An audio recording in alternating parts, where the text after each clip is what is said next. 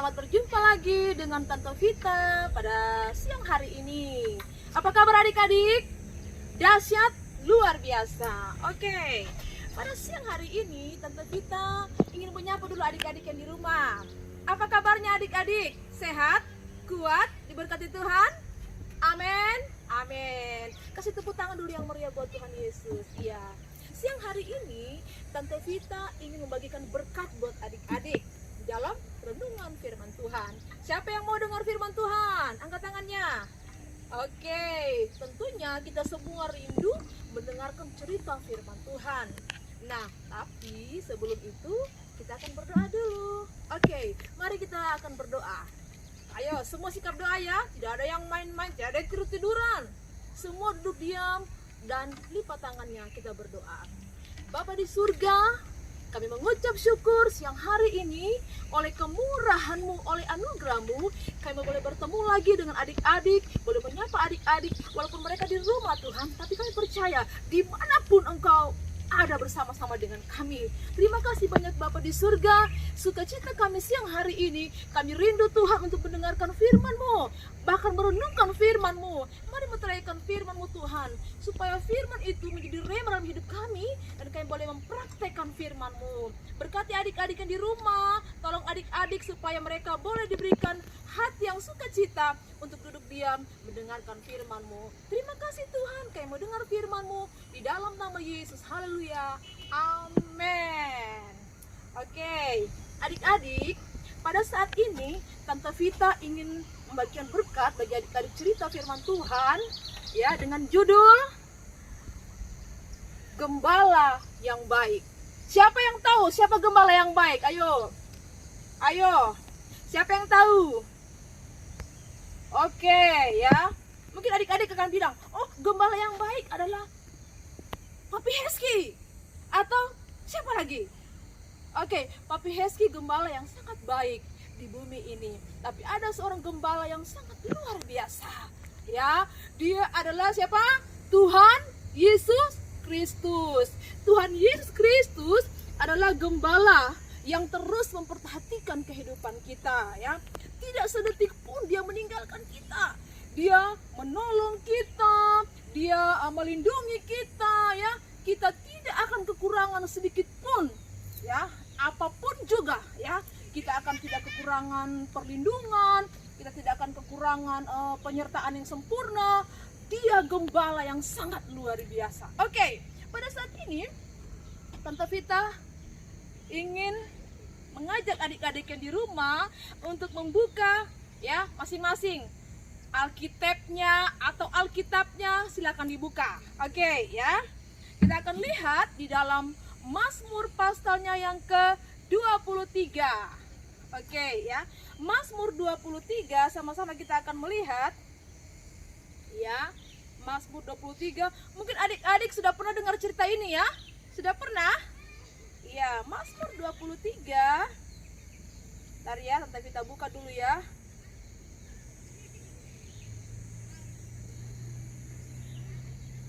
Iya, Mazmur 23. Iya, Tante Vita akan baca ya. Adik-adik simak saja ya dari situ. Oke, Tuhan gembalaku yang baik. Mazmur Daud.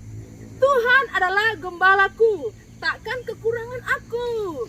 Ia membaringkan aku di padang yang berumput hijau. Ya, Ia membimbing aku ke air yang tenang. Bahkan Ia menyegarkan jiwaku. Ia menuntun aku di jalan yang benar oleh karena namanya. Ayat yang keempat ya. Dengar baik. Sekalipun aku berjalan di dalam lembah kekelaman, aku tidak akan takut bahaya, sebab Engkau besertaku. Gadamu dan tongkatmu itulah yang menghibur aku. Engkau menyediakan hidangan bagiku di hadapan lawanku. Engkau mengurapi kepalaku dengan minyak, pialaku penuh melimpah. Kebajikan dan kemurahan belaka akan mengikuti aku seumur hidupku, dan aku akan diam di rumah Tuhan sepanjang masa. Oke, nah, Raja Daud adalah seorang raja yang sangat luar biasa. Kenapa? Karena Raja Daud adalah raja, kata Tuhan, adalah raja yang sangat berkenan di hadapan Tuhan. Seandainya adik-adik ya, Tuhan bilang, oh aku sangat berkenan kepada anak-anak Pernap Samuel yang ada di GPD Kota Palu. Wow, pasti adik-adik senang bukan? Senang. Nah, Raja Daud ini kenapa dia berkenan di hadapan Tuhan ya? Karena Raja Daud ini percaya bahwa Tuhanlah gembalanya yang sangat baik ya. Walaupun Raja Daud ini adik-adik tahu ya, dia pernah menggembalakan sebelum dia menjadi raja, dia menggembalakan 2 ekor sampai 3 ekor domba di padang belantara. Nah, adik-adik tahu Raja Daud ini adalah raja yang suka berdoa, suka memuji Tuhan, suka menyembah Tuhan. Makanya Tuhan bilang Raja Daud ini adalah raja yang sangat disenangi oleh Tuhan. Oke, nah saat ini kita ingin katakan kepada adik-adik, kenapa Raja Daud bisa berkata, Tuhan gembalaku yang baik. Sekalipun aku berjalan di lembah kekelaman, sekalipun dalam bahaya, sekalipun Daud harus menghadapi persoalan yang sangat berat, sekalipun Daud seakan-akan tidak mampu lagi, tapi Daud bisa berkata, Tuhan adalah gembalaku yang baik. Kenapa? Karena Raja Daud pertama, Raja Daud sudah mengalami yang namanya perlindungan Tuhan yang sempurna. Waktu dia dikejar-kejar oleh Raja Saul dan semua prajurit dan akan mau dibunuh ini Raja Daud. Tetapi Raja Daud tidak bisa dibunuh oleh Raja Saul. Kenapa? Karena Tuhan melindungi Raja Daud. Nah, begitu pun dengan kita adik-adik. Kalau kita suka menyembah Tuhan, suka memuji Tuhan, suka berdoa, senang beribadah ya, pasti Tuhan akan senang. Dan Tuhan akan berkata, oh anak-anakku yang sangat aku kasih, mereka adalah anak-anak yang berkenan di hadapanku. Wow, keren bukan adik-adik ya? Kalau Tuhan sampai ngomong seperti itu. Nah, Raja Daud ini ya, dia sudah mengalami ya, dia sudah tahu, dia sudah alami bagaimana waktu dia menghadapi badai yang sangat besar, waktu Raja Daud mengalami persoalan yang sangat berat, seperti kita hari-hari ini.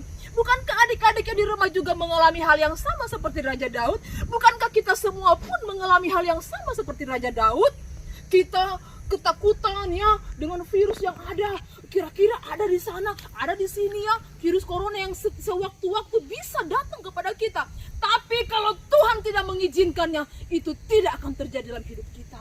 Kita tidak akan mengalami, virus tidak bisa masuk kalau ada pagar perlindungan yang dibuat oleh Tuhan ya. Karena dia gembala kita yang baik, maka dia akan melindungi dombanya. Oke. Nah, adik-adik tahu ya, yang poin paling penting di sini adalah dikatakan apa Raja Daud ya. Makanya Raja Daud bilang, aku akan diam di rumah Tuhan seumur hidupku. Artinya kapanpun dalam situasi tidak mengenakan, dia tetap membangun hubungan dengan Tuhan. Membangun hubungan dengan Tuhan artinya suka berdoa. Bangun pagi dia berdoa, pagi hari, siang hari, sore dan malam hari, tak hentinya mengucap syukur. Begitu pula dengan adik-adik ya, setiap adik-adik datang kepada Tuhan, katakan kepada Tuhan, terima kasih buat hari ini, terima kasih buat perlindunganmu yang sempurna. Raja Daud suka memuji Tuhan, suka menyembah Tuhan, makanya Raja Daud selalu di dalam perlindungan Tuhan.